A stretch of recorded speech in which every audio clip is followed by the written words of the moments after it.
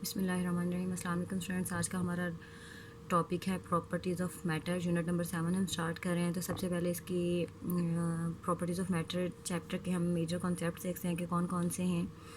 तो kinetic molecular model of matter इसमें discuss किया जाएगा।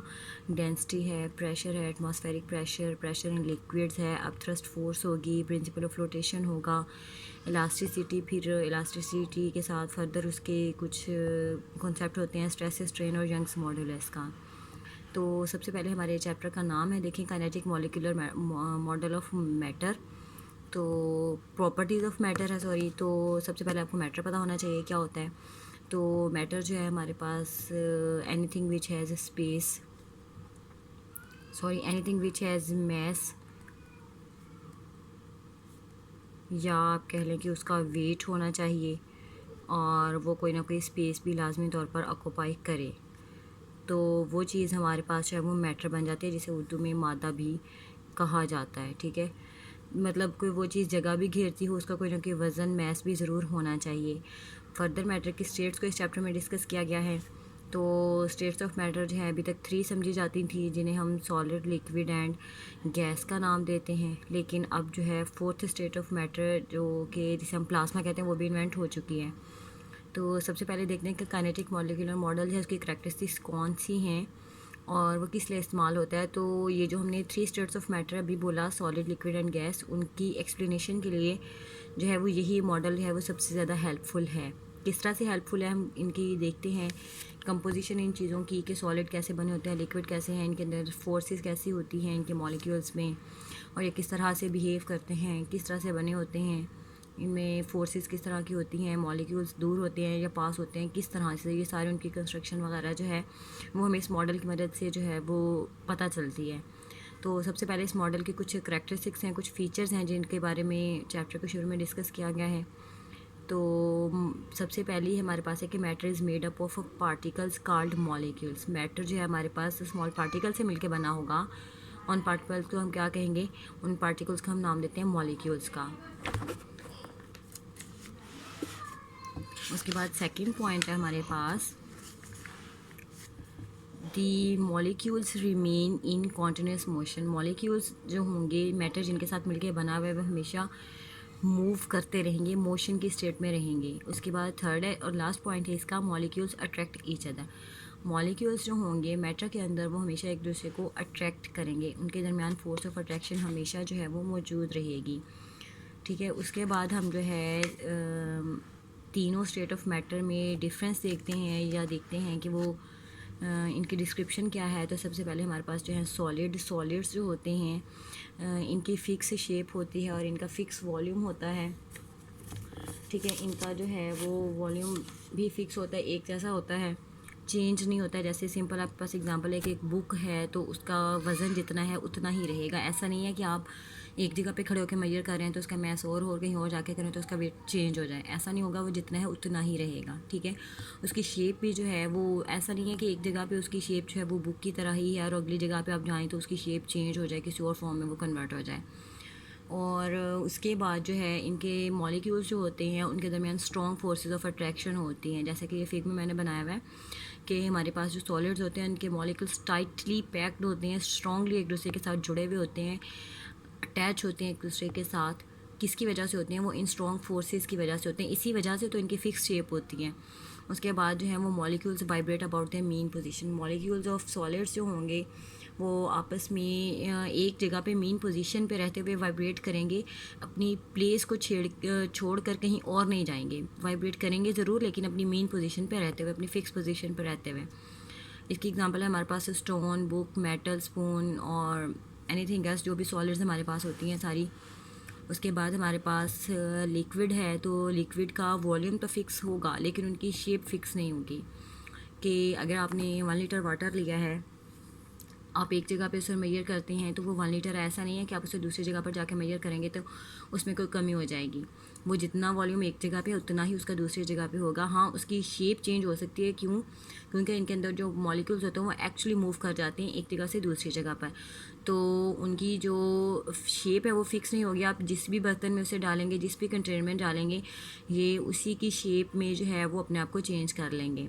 ठीक है, इनके दरमियान वीक फोर्स ऑफ अट्रैक्शन होती है। Than solid force of attraction मौजूद होती है, लेकिन वो क्या होती है, वो वीक होती है किससे, सॉलिड की निस्बत। और वो वीक क्यों होती हैं? बिकॉज इनके मॉलिक्यूल्स जो होते हैं वो फर्दर अपार्ट होते हैं, एक दूसरे से दूर होते हैं।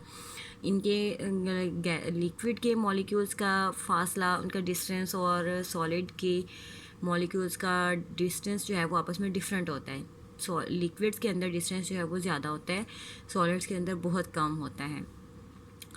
ठीक है, तो molecules vibrate about mean position, इसमें भी मॉलिक्यूल्स वाइब्रेट करते हैं बट फर्मली हेल्ड नहीं होती एट अ प्लेस। वो थोड़ी सी ज़्यादा, उनको अगर हम फोर्स दें, उनको हीटअप करें तो वो जल्दी ही उनके दरमियान बॉन्डिंग जो होती है वो टूट जाती है और मॉलिक्यूल्स जो हैं वो मूव कर जाते हैं अपनी पोजीशन से। इनके अंदर प्रॉपर्टी ऑफ फ्लो होती है कि आप इनको थोड़ी सी फोर्स देते हो तो ये क्या कहते हैं, ये मॉलिक्यूल्स हैं स्लाइड ओवर कर जाते हैं। ठीक है, मतलब इनकी स्लाइड्स आपस में एक दूसरे के ऊपर जो हैं इस तरह से लेयर्स होंगी, तो वो लेयर्स जो हैं वो एक दूसरे के ऊपर स्लाइड करेंगे और मॉलिक्यूल वैसे ही पूरे का पूरा क्या करेगा, फ्लो कर जाएगा। तो मॉलिक्यूल्स जो हैं वो स्लाइड ओवर करते हैं और फ्लो कर जाते हैं अपनी ओरिजिनल पोजीशन से, अपनी असल जगह को छोड़कर अगली जगह पे शिफ्ट हो जाते हैं।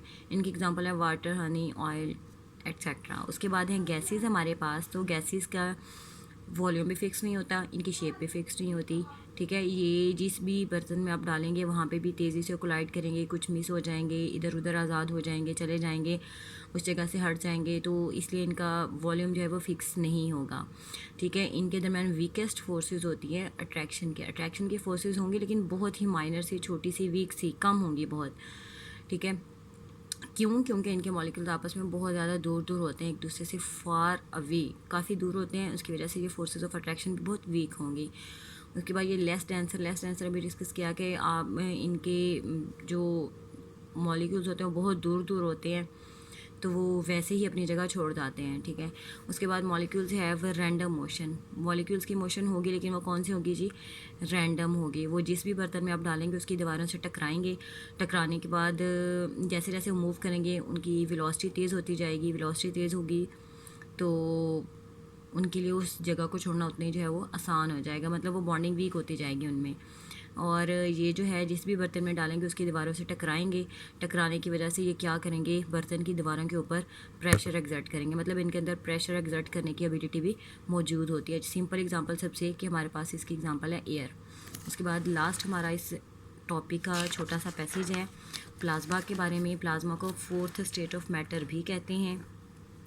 ठीक है, ये फोर्थ स्टेट ऑफ मैटर क्या है कि गैस जो है अगर अपने आयनिक स्टेट में एग्जिस्ट करे, तो कि अगर हमारे पास एक गैस है वो अपने आयनिक स्टेट में हमारे पास मौजूद हो, आयनिक स्टेट फर्दर देखते हैं कि क्या होती है, तो आयनिक स्टेट ऑफ मैटर जो है उसे ही एक्चुअली हम कहते हैं कि वो फोर्थ स्टेट ऑफ मैटर है, जिसे हम प्लाज्मा का नाम देते हैं। प्लाज्मा कैसे बनता है जी? प्लाज्मा की फॉर्मेशन कुछ इस तरह, जब हम बहुत हाई स्पीड पे स्पीड नहीं, बहुत ज़्यादा हाई टेम्परेचर दें मैटर को, तो ये समझा जाता है कि मैटर जो है वो अपनी आयनिक स्टेट में चेंज हो जाता है। तो मैटर के अंदर जो पॉजिटिव आयंस होते हैं वो अलग हो जाते हैं, इलेक्ट्रॉन्स अलग हो जाते हैं, तो उस टाइम जो चीज़ बनती है वो होती है प्लाज्मा। ठीक है, फॉर्मेशन इसकी कैसे होती है कि आपके पास कोई गैस थी, आपने गैस को हीटअप करना शुरू किया, जैसे ही आपने टेम्परेचर जो है वो लिमिट से ज़्यादा देना शुरू किया, तो टेम्परेचर ज़्यादा देने की वजह से kinetic energy of molecules increase हो गई, क्योंकि टेम्परेचर का और काइनेटिक एनर्जी का आपस में जो है वो डायरेक्ट रिलेशन होता है। जैसे ही आप टेम्परेचर की वैल्यू ज़्यादा करेंगे, बढ़ाएंगे, काइनेटिक एनर्जी ऑटोमेटिकली ज़्यादा हो जाएगी। जैसे ही काइनेटिक एनर्जी ज़्यादा होगी, मॉलिक्यूल्स कॉन्टीन्यूसली हीटअप होते रहेंगे, तो उनकी मूवमेंट फास्टर होती जाएगी। काइनेटिक एनर्जी वैसे भी किसी चीज़ की मोशन की वजह से होती है ना, तो जैसे ही उनकी मूवमेंट फास्टर होगी काइनेटिक एनर्जी इंक्रीज़ होगी। काइनेटिक एनर्जी इंक्रीज़ हो रही है, इसका क्या मतलब है कि उनकी मूवमेंट फास्ट हो रही है।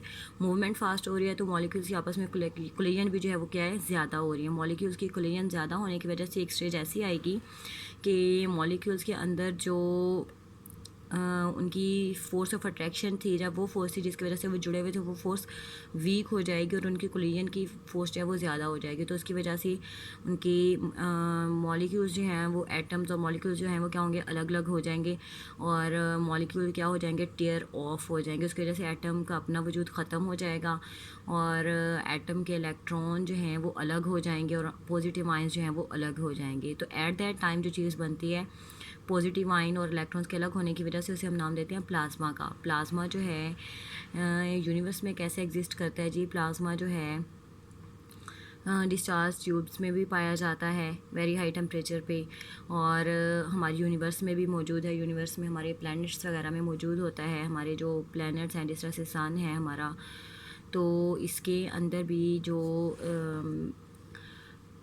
गैसेस मौजूद हैं सन के अंदर, वो सारी क्या है, वो आयनिक फॉर्म में पाई जाती हैं। वहाँ पर आयनिक स्टेट है वहाँ पर गैस की इस टाइम हमारे सन के अंदर।